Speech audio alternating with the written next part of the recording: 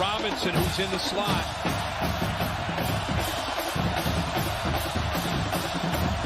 Look in that direction on a slant. Huge hit. Ball picked off.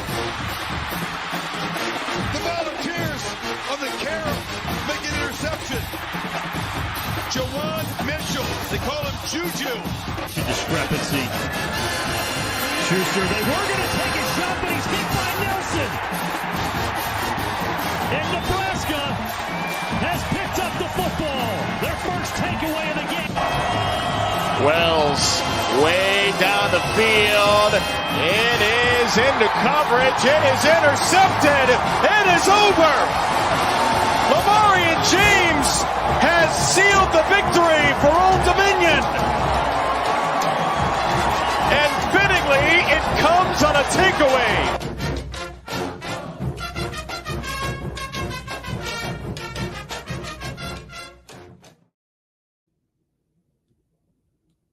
Welcome back to Devy IDP Grind. I'm Hollywood. I'm joined by my co-host Justice. What's going on, man?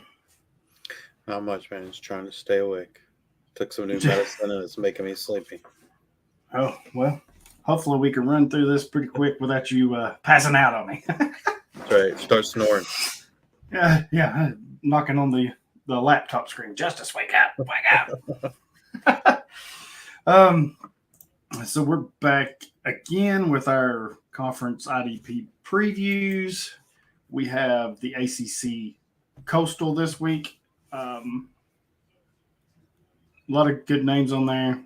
Duke, Georgia Tech, Miami, all those guys. We'll get into that in a minute. Wasn't a lot of news and notes. Actually, there weren't hardly any, but you've got a college football all-name team defense. There are some weird names on here. Yeah, it was somebody tweeted that out last week. I mean, it was more than just defense. They tweeted out the like our all-name team for everybody, but the I only put the defense on here. Well, I've heard of that's not how you pronounce it, but Shida Sala from Boston College. I've heard of him. But some of these others, I don't know. Like New Zealand Williams, no clue who that is.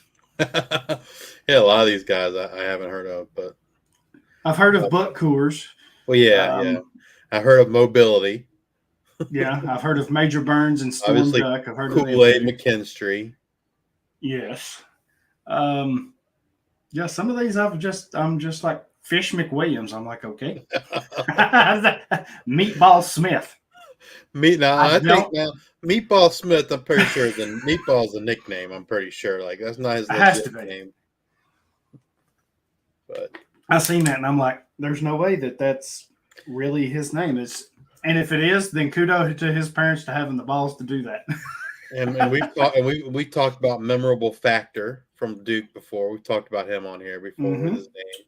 So yeah, there's a couple of them we talked about, but so Hot red fitting. We'll start with the defensive lineman. So the first one is Octavius Oxendine from Kentucky, which I don't know. It's not like that funny of a name, but it's kind of an unusual name, right? It's Octavius, I think, is an old name. Yeah, that is an older name. The next one you talked about just a few seconds ago is Fish McWilliams from UAB.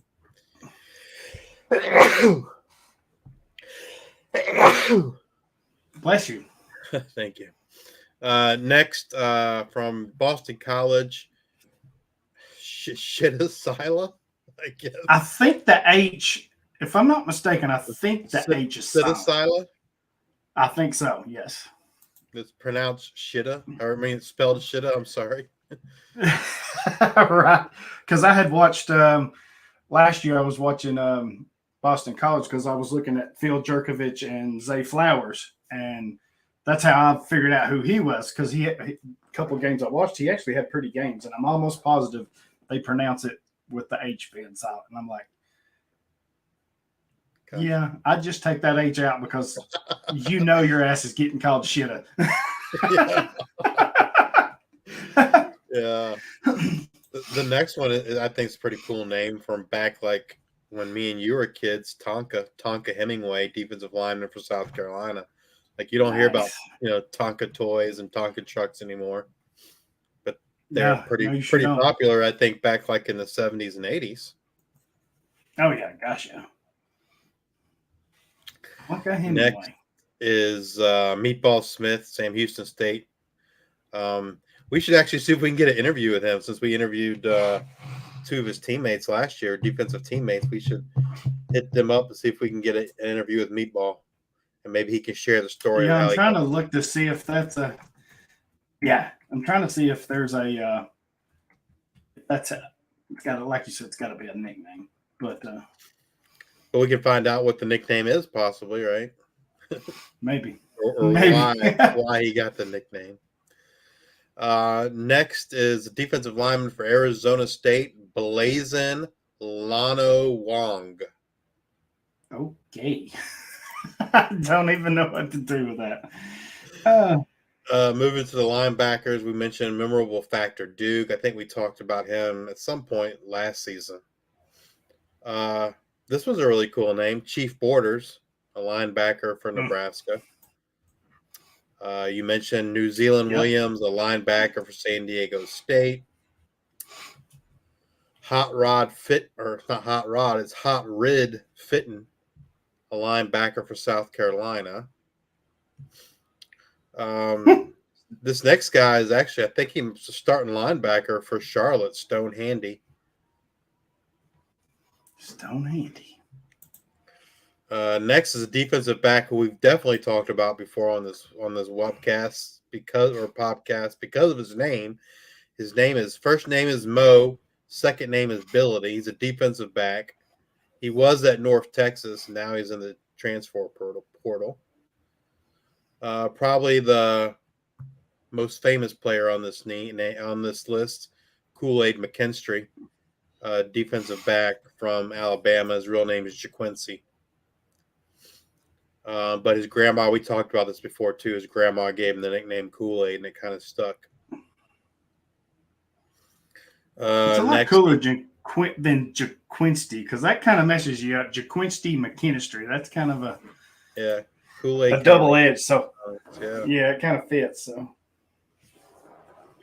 next is defensive back Pig Cage from UTSA, and then we got Storm Duck, defensive back who is now at Louisville, and that's the second time he's transferred because last year he was at Carolina, then he transferred to Penn State in January, and then after spring ball he left Penn State and went to Louisville.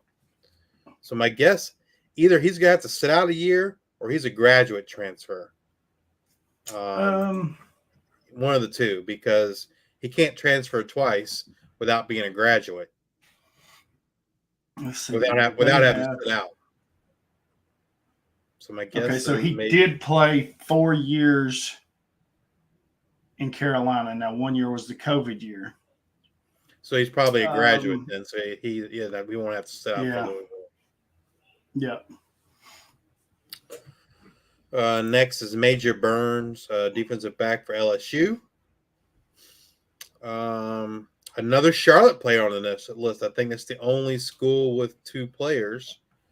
This is defensive back Comanche Francisco. This next guy is a Brock favorite, right? I'm pretty sure Brock brought his name up on one of our past episodes, and that is Buck Coors, the defensive back for Wyoming. That's probably like the cool. I think I like his name the best on this list. I think. Yeah, I think so too. And the last name is an old it's biblical name, Ephesians Prysock, defensive back for Arizona. So we started and ended with kind of an old name. That's kind of cool. I didn't think about that. Yeah. Definitely not two names that you hear commonly in today's age. You don't hear those. No. Of course, you don't hear Hot Red Fitton either or New Zealand Williams, but it is what it is. Kind of reminds you of Bumper Pool from last year, right? Yeah, he's Carolina. I think. Is he still with Yes. them, or they cut him? The last I heard, he's still on their depth chart, so I'm assuming he's still with the team. I think our lad's 629 is when they updated, so almost a month ago he was still there. So I don't know when they update their roster. I don't know. Hopefully they're better about NFL than they are for college, but I would imagine that they are. NFL, yeah. Well, I would imagine that NFL is probably a little easier to get maybe than college. I don't know that, but maybe. So, yeah, that's our all-name team defense right there. Hopefully, next, I don't know, maybe 2 weeks or so, camps will be starting up and we'll have some more news to share. Yeah. I mean, we're just what? Probably a little less than 30 days. Well, about 30 days, I guess, because I think it actually the season starts what? August. First games will be August 26th, so just a little more than 30 days. Yeah, just a tad over, so won't be too bad. That'll be week 0, and then I guess week 1 probably starts on Thursday the 31st. Yeah. I know Tennessee doesn't play till the 2nd, I think it is. They open up against Virginia, so it's not too far away. I got to get everything I need done between now and then because when football season starts, I don't get nothing done. I'm too busy messing with rosters and doing podcasts and articles and watching football in general. So usually I have to get everything done that I can. That way I can have my Saturdays and Sundays free. So, well, now it's become an all-week thing, right? Because you got Tuesday night action and you got games on Thursday nights, and I think they even do some Wednesday night stuff now, I think. So yeah, I mean, they start kind of later in the year, but yeah. Later in the summer, I should say. Yep, for sure. Later in the season, not the summer. Yeah, right. So we got to thank our sponsors, Trophy Smack, for donating rings to all of our Listener League winners. Nice quality stuff, well made, looks great, nice and shiny. Rings, belts, plaques, trophies, whatever you want. They even have stuff for losers now. So pick them something up as well. Go check them out. We thank My Fantasy League for sponsoring our listener leagues on the NFL side and Fantrax on the Canton side, or on the campus side, sorry. Because we do a Devy IDP Campus to Canton League. So we thank both of them for supporting us in that. And then actually 24/7, like we said last week, football season's just around the bend. This is kind of like a dead period for sports in a way because there's no NBA, no NFL, no NHL. Everything baseball, I guess, is the only thing going right now. So, but it seems like the end of August is when everything truly, the big four kick back up, right? Because all of them's going. You got the college sports going. So, if you like your team to win, go over to Action 24/7, place a bet with them. They've got you can bet on anything, literally ping pong, basketball, darts, hockey, racing, whatever. They've got it, soccer. Go support your team, lay a few bets on them, and when you help them, you're helping us. So we appreciate that. I was looking. Excuse me, my page moved here. I was looking at our Anchor thing, and we are up to 80 followers now on our podcast, and then on YouTube, I forget what we mentioned, but we're growing there too. So we've seen a definite uptick from you guys. We appreciate it. Thank you for listening and joining in on our conversations.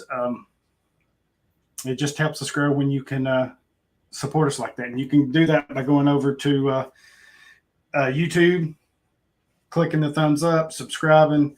You can rate, review, and subscribe there. And where you listen to podcasts, right? Apple Podcasts, Spotify, Google, iHeartRadio, all that good stuff. So please help us out there, and we thank you for your support.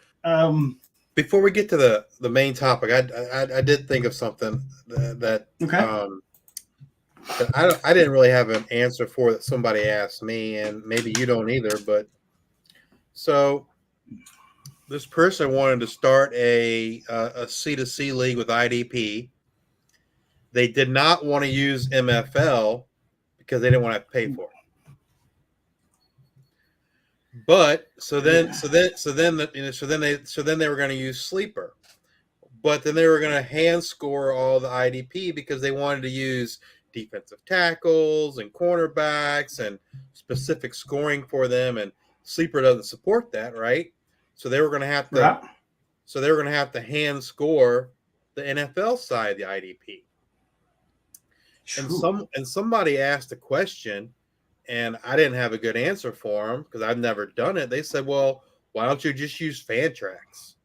And I've never played Fantrax for NFL, but based on college, I gotta assume that the NFL on Fantrax, while not as customizable as MFL, I'm pretty sure that's not the case. I feel like it's probably more customizable than Sleeper. Like you can at least start, you can at least do the position specific scoring and the defensive tackles and corners in Fantrax, right? But I don't know. Yeah. Have you ever played NFL in Fantrax? I have. Let me click back over here real fast to one of those leagues. I didn't play. I'm not playing this year, and I didn't play last year, but I have the few years before that. I'm with you the best that I can remember. See if I can still have access to that league. I don't know if I do. And at the end of the day, people weren't comfortable using Fantrax because no one's ever used it for NFL, and they ended up going the route of using Sleeper and manually scoring. But that's a lot of work for somebody to have to do. For the NFL side, yeah. I'm not really familiar because now that I'm looking at this league, it was an IDP league, but they only played like the basic positions, right? In this league, it was defensive line, linebacker, defensive back. So I will say this, because I used to try to play one league on each platform to have kind of that experience. I do know that Flea Flicker will allow you to break down individual positions. So in my experience, I think they're a lot closer maybe to MFL as far as the positioning, because you can start, they call them edges, but you can, whatever, defensive linemen, edges, linebackers, safeties, corners. So they do have that position-specific aspect. I don't know about Fantrax, to be honest with you. Well, Fantrax has it for college. We know that. So I would assume they have it for NFL, I'm trying to see if I can find this. Because in our listener league, we have to start defensive tackles and corners. So if they offer it for college, I would have to assume that they offer it for NFL too. But you would think so. If any of our listeners play NFL IDP on Fantrax, please shoot us a message and let us know. Let us know if you can do position specific and position specific scoring, and also, how is it for IDP? Because I know a lot of people don't like MFL. Number one, I think because of the cost. Number two, I think because they think it's very archaic. And so they tend to go to Sleeper, but Sleeper's options, while free, at least for IDP, they're fairly limited. So it'd be nice. I mean, Fantrax could be another great option. It's kind of in between, right? Right. I'm trying to see. Here. I found an old league, but I don't know. Honestly, I don't. I know the IDP. Well, now that I think about it, maybe they do, because the IDP guys held their IDP Invitational the first year there. So I would almost imagine that they do. Like you said, with the college being that way, they probably do for the NFL. I've just never really used it, I don't think. And I think the Invitational was that was 2 years ago that I was in that one. So I mean, I'll- flea I'll- flicker could be an option because they should ask you in chop. That's a lot of work to manually freaking score. That's what I told them. So, I mean, it's one thing to do the college side, but to because you try don't have to a do choice the in NFL college side, right? But Right, right. having to do it on the NFL side when you do have other options, that's a bit rough.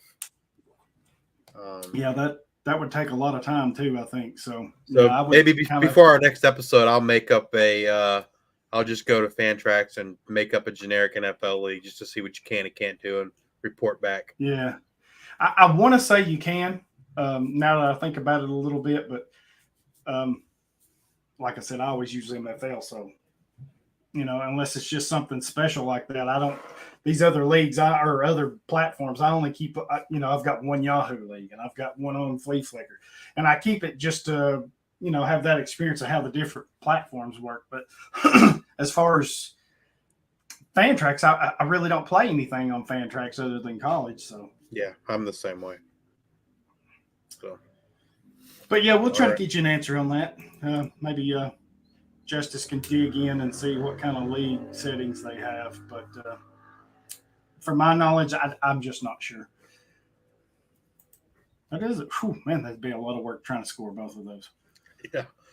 Well, I can't even- and then just think of the headache for an owner, right? Where you're trying to pick up free agents and you can't use this. I mean, again, Fantrax, you don't have a choice, but you go to if you're playing on Sleeper and the guys customize the scoring where he has to do it on his own, you're looking at free agents and the scoring ain't right, and and also you're trying to make your own lineup decisions, right? You're trying to compare, two defensive linemen, and you can't because it's not right. The scoring's not going to be right. So I don't know. It just seems like unnecessary headache to me, but. Yeah, if I don't have to score something manually, which takes me back to the old days when I did everything with a notebook and a pen and a newspaper, right? But if I don't have to do that, then I'm cutting that work out if it's me. I mean, like you said, I know we have to do it on the college side, but yeah, that's quite the undertaking in my opinion. For sure. But yeah, we'll try to get you an answer on that. Our 5-star topic is the ACC Coastal Conference IDP preview. I kind of like the other side, right? Of the division better. Yeah. But I guess maybe for IDP purposes, right? Maybe this side, the coastal side, gives you a few more better options overall, if that makes sense, because these are not they're not really your maybe better college teams. only options, maybe. Right. That's what I meant was on the college side. Probably not, definitely not from an NFL perspective, but right.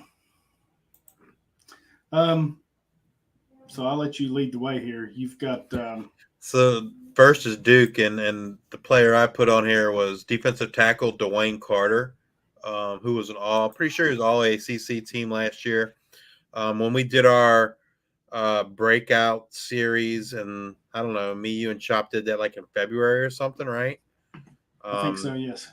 Dwayne Carter was who I had at defensive tackle. If you're in a defensive tackle acquired league, he's definitely someone to look at. He has gotten a little bit of NFL draft buzz. He had 36 total tackles and 5.5 sacks last season, which is great, for an interior lineman to get that many sacks. And it's hard to get that kind of production from a defensive lineman. So, if you're in a defensive tackle required league, he's definitely someone to look at. He's probably not rostered in your leagues. I don't know that he's rostered in any of our leagues. Now, I think we only have one that's defensive tackle. I believe he was. These other two are names that I guess you added, I'm assuming, but yeah. Brandon Johnson is a safety, so he will be a senior this year. Kind of plays more like a linebacker. Last year he had 55 tackles, 7.5 for loss, but he had 5.5 sacks. and he had 2 interceptions, 7 pass deflections. So he did a little bit of everything for them last year. I kind of feel like that's going to be more of the same role this year. I'm just, I don't know who else they have that's going to step up at linebacker and overtake that. Do you know what his eligibility is on Fantrax? And the reason why I'm asking you is because, like, I look on ESPN, and this is clearly not right, but ESPN lists him as a nose tackle, which he's not a nose tackle. He's 5'10", 177 pounds. Right. So I was just curious, like, I wonder what his eligibility is on Fantrax. Gosh, he's got to be – this has got to be it for him, right? Well, I'm going to look to see what Fantrax has him listed as a defensive tackle too. Yeah, and then while you're doing that, I'll go ahead and hit the other one. The other one is Al Blades, who is a corner that transferred from the Hurricanes over. You may have known him from his dad, Al Blades, and his uncle, Brian Blades, and all that. He's a graduate student, so it's easy for him to come over here, right? Played 5 years in Miami. I think he had a red shirt or an injury the COVID year. So now he gets to go to Duke. Not sure why he went there, but it's a good opportunity for him, right? Because like I mentioned, I don't know that their linebackers are going to be a factor. And then on the outside, if you don't have good corner play, you're going to be in trouble, right? So I think for them to get him as big, I think he's clearly probably going to be their best corner on the field. But if I'm looking, if you're playing in leagues with position specific, you can look at him. But outside of Carter and Johnson, I don't know that they have a whole lot of anybody else that I'm looking at right now. I mean, there's always players that pop up out of nowhere, right? So yeah. And they lost. But I like Johnson. I was going to say they lost their top 2 tacklers, which was safety Darius Joyner and then linebacker Shaka Hayward. So, they both had 90-plus tackles last year. So somebody's going to step up and take over that volume. And so I guess Johnson is certainly a candidate. Yeah. Plus, you got it. Well, I mean, Joyner did last year too. Joyner had 8 TFLs and 4 sacks. So the fact that they had 2 safeties among the team leaders in TFLs and sacks kind of tells you a whole lot about their linebacker play, right? So yeah, and I don't other than Shaka Hayward, it wasn't great, and he's gone. So exactly. So I expect more of the same probably out of Johnson. I don't know who will step up next to him, but yeah, if you're looking for a safety that makes a lot of plays, that's who I'd go after. Anybody else? No, I was going to say I think the other safety there is Stinson. Oh yeah. Jalen Stinson, and he was decent. Yeah, he looks to be more the free safety, don't he? Kind of. Yeah. I mean, he did have 74 tackles last year, but so not terrible. Yep, I agree. And there's Carter that you mentioned. He was clearly their best disruptor in the backfield. They've got a lot of young guys on their roster that has to step up. And I imagine right now they're trying to figure out who those young guys are that's going to fill these roles. I know they do have a kid, Syed Stevens, who they liked last year, and they expect linebacker. They kind of expected him to step up, and it never happened. So I don't know if they've got some guys this year that they're liking the same way or step up. I guess we'll see. Georgia Tech. They're up next. All right. So I think we each put one name on this list, and I had safety LaMiles Brooks, who was their 4th leading tackler last year, and he's their top returning tackler because the top 3 are all gone. Last season, he had 52 total tackles, 7 passes defended, and 3 interceptions, one of which he returned for a touchdown as well as a fumble recovery. He's an all ACC caliber player. If you're looking for a safety, he's decent tackles, not too high tackles, but clearly, he has a nose for the ball with the 7 passes defended and 3 interceptions, and so he's definitely someone to look at for your defensive backfield, especially considering they lost their top 2 linebackers and their top defensive linemen, who were the top 3 tacklers last season. Which Yeah. Good segue to your player. Yeah, because he's apparently going to be the next linebacker up, and that's Braylon Oliver. He went to Minnesota, so he's a transfer, right? Comes over from them. Definitely is going to have a role there. As you mentioned, they lost some of their top tacklers, so that position is super thin. But he's got pretty good size, right? 6 foot 217. Really just going to walk into a volume role, right? I mean, I'm looking back at Minnesota. He really didn't do anything. 200 plus tacklers are gone, right? So someone's got to fill that void, and I can't imagine they just brought him in to be a backup. Usually when players transfer, it's because of playing, they want to get that playing time. So in the spring game, he looked okay. He made quite a few plays from the middle there. So I don't know if he's going to be the one calling the plays on the middle of the defense, but from what I saw, he looked okay. That with the volume, I think that makes him at least watch list worthy, right? Yeah, pay attention, right? Like to depth charts and that sort of thing as we head into the season. Exactly.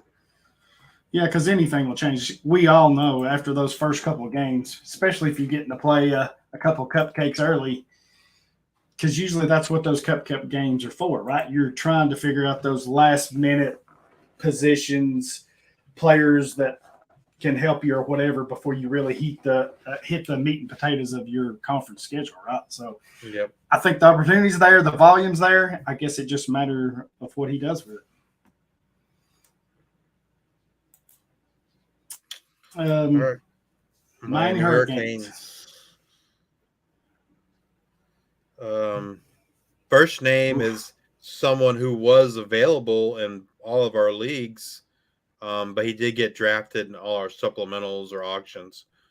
He kind of busted out last year as a breakout last year, and that's Cameron Kitchens, safety.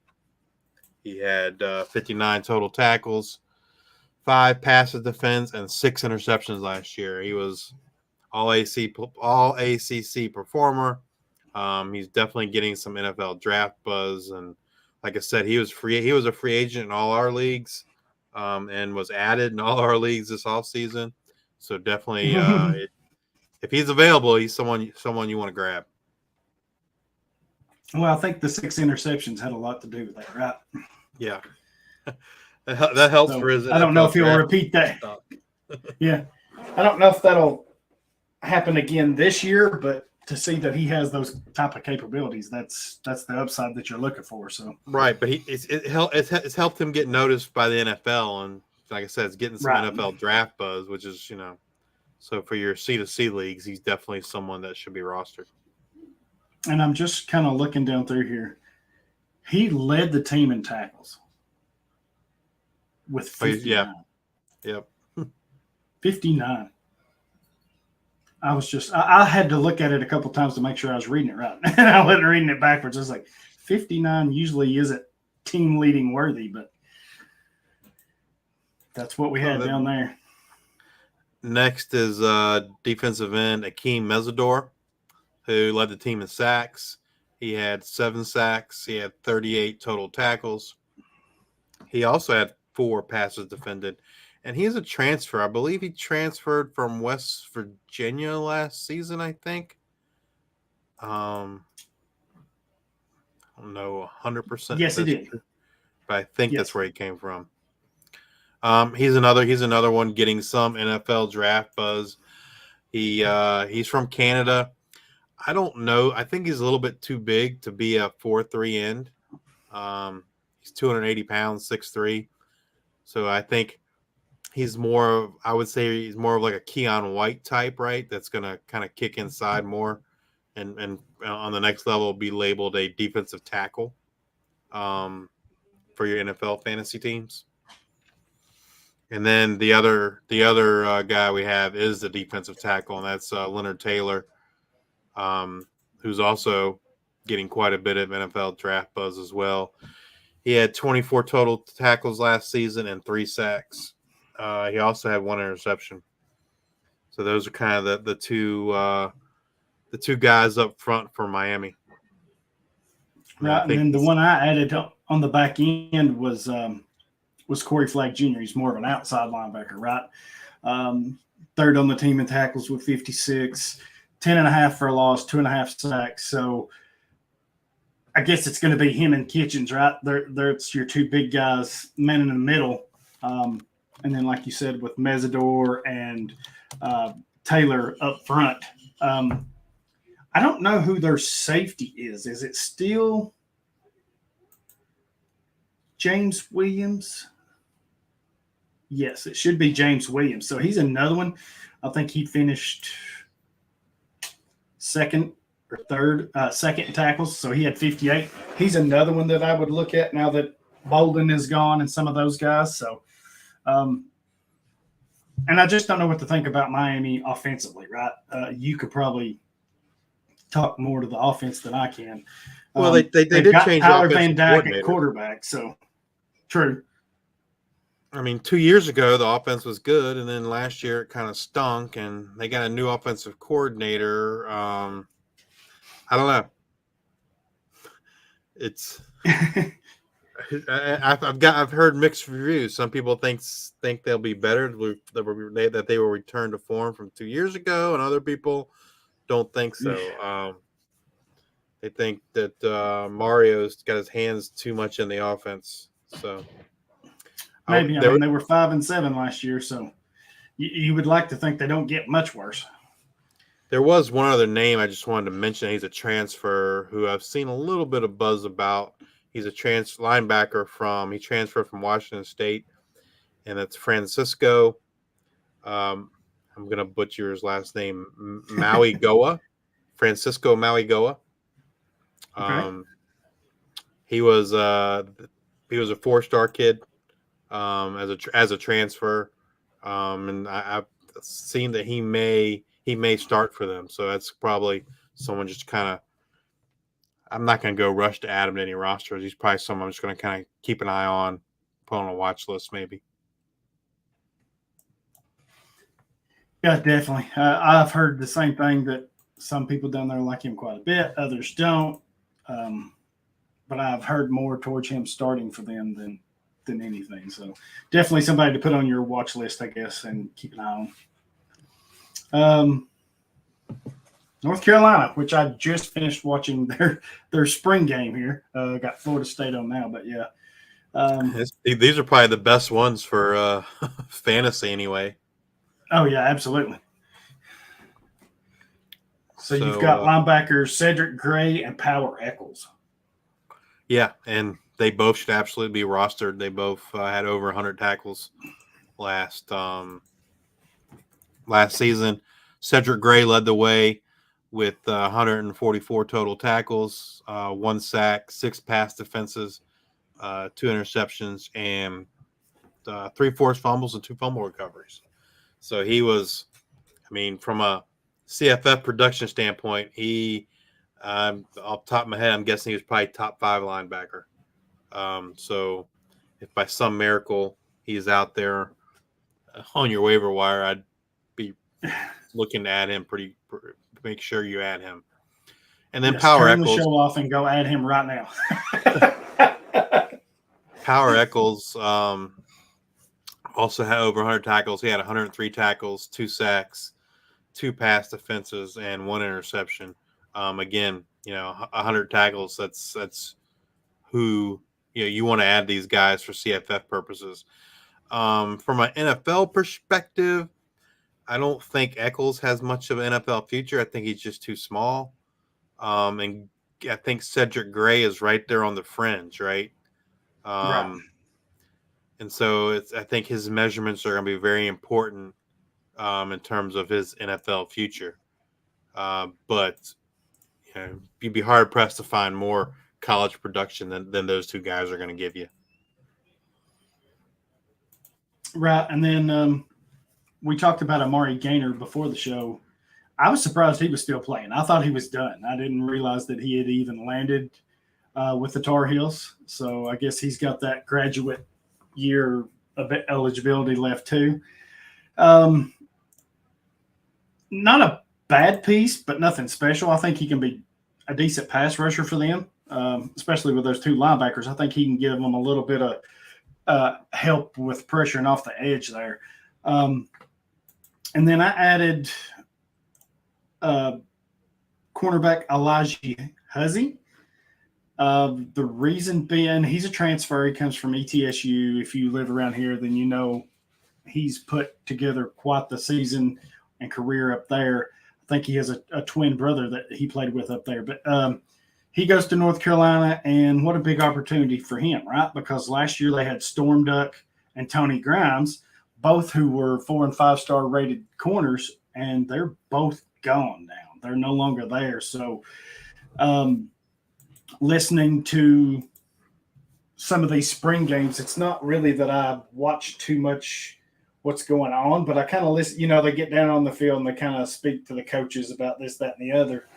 And Huzzy was one that the defensive coach, he kind of was pushing his eggs in that basket. Because he transfer, he's talking about all the good things he's done at ETSU. So I think they're going to rely on him a lot this year. And then Antavius Lane, who come over from Georgia State. I almost said and he was a CFF stud at defensive back. Right. And they've got him as a safety, Justice. Now, my question to you. He played safety for them. He played safety for Georgia State.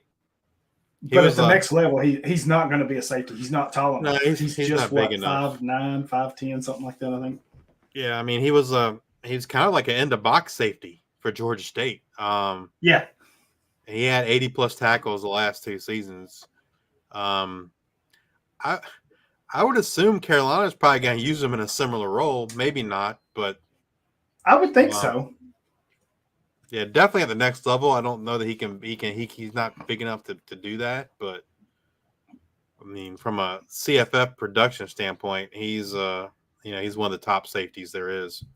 Yeah, and I think in this conference and in this division of the conference, I think he's set up to make a lot of plays this coming season. So, yeah, just one that I would kind of put on my watch list if you're not too certain, but I wouldn't wait too long because somebody will grab him for sure if you don't. And then I was looking at their defensive line, and they have got – I put Travis Shaw down because I think, for a couple of reasons. A, he's on the younger side.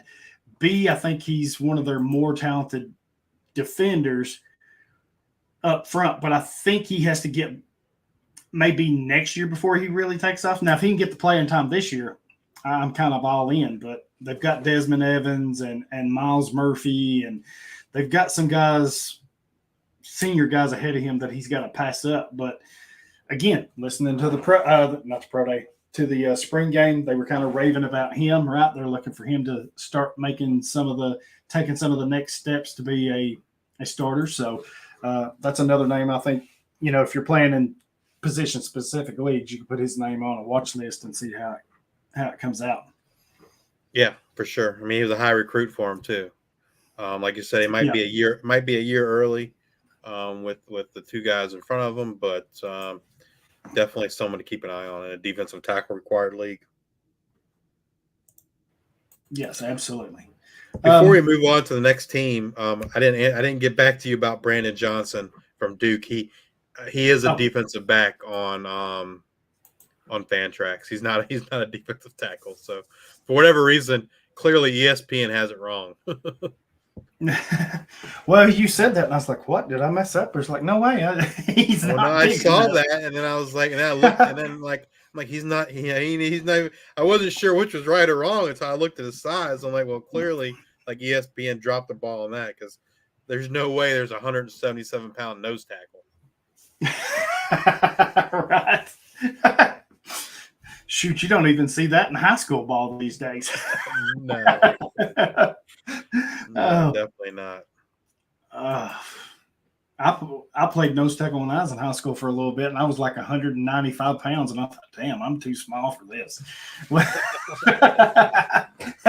Only thing I had going for me was what little quickness I had, and that wasn't very much. So, yeah, I can't imagine being that small playing the line. Pittsburgh. So, in our listener league chat, it was kind of mentioned earlier today that the hype around Pittsburgh. And again, this morning I was watching Pittsburgh's scrimmage or spring game, and I'll be honest, I don't get it. They lost so much on defense. They lost a ton on defense. Oh my God! I mean, I know they have players kind of like Elliott Donald and stuff like that. They got some young guys, right? But man, I'm with you. I just don't understand with what they've lost why people feel they should be hyped up. Now I know they got Jerkovich from Boston College and whatever, but yeah, I just don't see it. I mean, traditionally that defense has been really good, and I'm not so sure they're going to be that good this year. I mean, they just lost so much. You lost Cansey and Baldonado and Dennis, Brandon Hill. Those are big losses for them. Yeah, they lost a ton. I mean, it's their best. Like Dennis had 94 tackles. He was their leader, right? Brandon Hill, the next. He's gone. Yeah, he's gone. You talked about Cansey with his 14 and a half TFLs and 7.5 sacks. He's gone. Deslin Alexander is gone, I believe. Yep. They just lost so much. Baldonado's gone. Like the defensive line, they lost 3 of their starters. Yes. Now they do have a player, and I don't know if he's back yet or not. He may be gone too. They have a linebacker, Taylor Wills, that transferred. I don't know if he has any eligibility left. I'll try to find that out. If he has any, he might be one that you look at. He might. It looks like he only played, it looks like 19, 21, because 20 doesn't count. So, yeah, it looks like he might have 1 year left if he's still there. I mean, I'm looking at ESPN. It looks like he has 1 year left. Yeah, I'm looking. Well, this is 22 roster, so I don't know. But, yeah, if he has any left, that might be somebody that you can. And he come over from Missouri State. So, he was a pretty good linebacker at Division II. That's why I mentioned it. I recognize the name and seen him play a little bit. So if he's still there, that might be somebody you look at. But other than that, the 3 you have listed, I think, is going to be it. And you've got, we'll start with the linebackers. Bengali, Kamara, and Shane Simon. And I think Kamara is the one I've seen getting some third team All ACC preseason. But I think he's more of an outside linebacker. He's not like a true middle guy. Right. Last season, he had 47 tackles, 1 sack, 7 pass defenses, 1 interception. And then Shane Simon, who might be more of a middle linebacker type. But he had quite a few pass defenses too, 6. So, yeah, I haven't really seen a depth chart for them to say who's going to kind of step in for Dennis, as a true middle guy. Simon had 45 tackles, 2 sacks, 6 pass defenses. So Kamara and Simon their stat lines are almost identical, right? But the one I've seen more kind of talk about is Kamara. And then we also have cornerback MJ Devonshire, who I've also seen a little bit of. I want to say maybe he was like 3rd team or 2nd team All ACC preseason. 32 total tackles, 7 pass defenses, and 3 interceptions last year. But again, if you're not in a cornerback league, you're not going to look at him.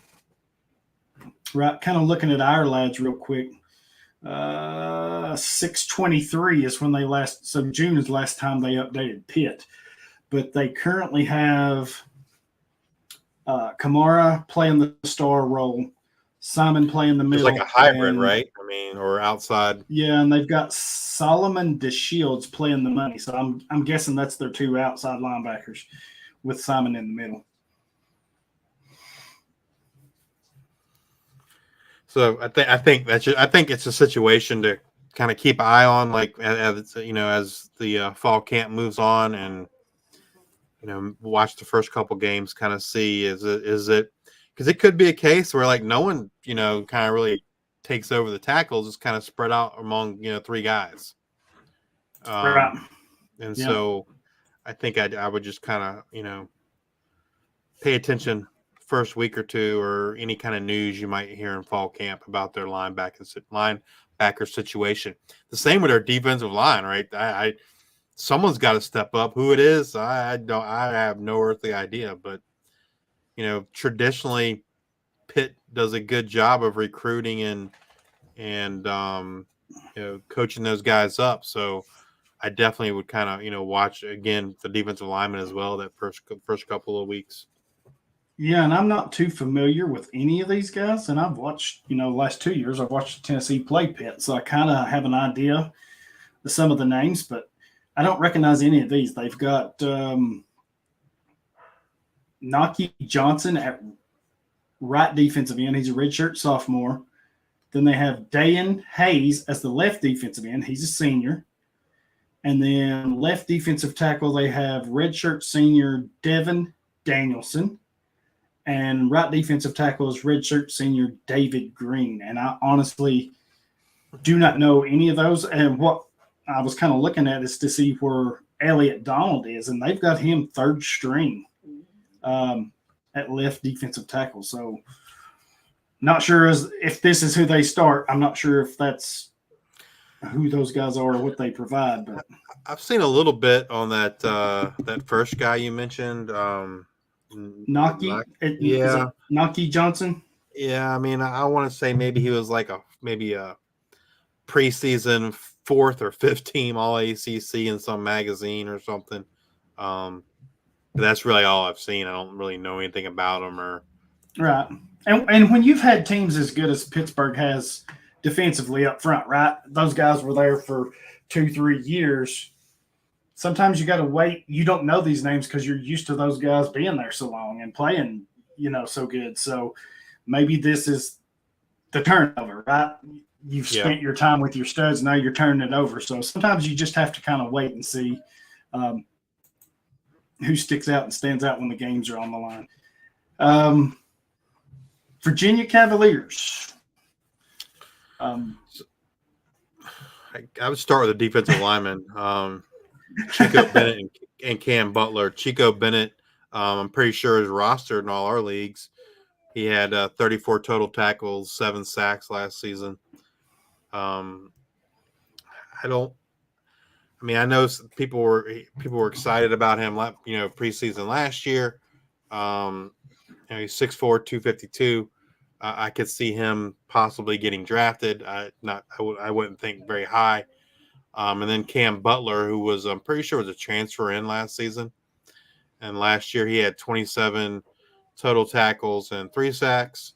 I think those are kind of like the two main guys if you're looking at Virginia for fantasy production, like right now. Safety Antonio Clary, someone that you might have some interest in. He had 56 total tackles, 1 sack, 1 pass defense, and 1 interception last season. And they lost their leading tackler last year, Nick Jackson, who had 104 tackles. He's a linebacker. He transferred to Iowa. So maybe Clary, kind of helps pick up some of that slack. Again, I think this is probably a situation where you're gonna want to pay attention to fall camp and those first couple of weeks to kind of see if somebody popping at linebacker that's kind of taking over that Nick Jackson role. Well, according to our lads, and like we said, they updated this on 7/14, so they've updated this one a little sooner. But right now, they currently have in the middle Josh Ahern, redshirt senior. So I'm assuming that's the leader in the clubhouse to take over for Nick Jackson. And that was going to be my question for you. Who do you, now that he's gone, who do you like in the middle of that defense? Is there somebody that you expect to take that role, or? I just don't know. I mean, Nick Jackson's a pretty talented individual too, right? And so, right. I feel like Virginia in general is not very talented. Gosh, I hope you're right on that. Other than Bennett, other than Bennett and Butler, I just don't know that they have a ton of talent on that team, and so I don't know that they have a 100 tackle guy. I mean, I'm sure someone steps up and maybe gets 80 tackles, but I'm not. If I had to bet, I would bet money that they don't have anyone on that team that's going to get 100 tackles. I could be wrong. They could be so bad that someone's going to get 100 tackles because the team's so bad in general, you know. But from a pure talent standpoint, I'll take that too because my balls open up against them. I don't think they have anyone as talented as Nick Jackson in that linebacking core. So, yeah, I don't either. And then we move on to Virginia Tech, and I don't know that they're any better, maybe worse than Virginia. Is that possible? I think overall, I think they're better. That's the exact word. Is I think they are better than Virginia. Yeah. I think they have a better roster and they have a better coach. So, but they're losing one of their best tacklers over the past 4 or 5 years, in Dax Hollifield. He's gone. So and they lost Shamari Connor too. So they lost their top two tacklers. And I don't know.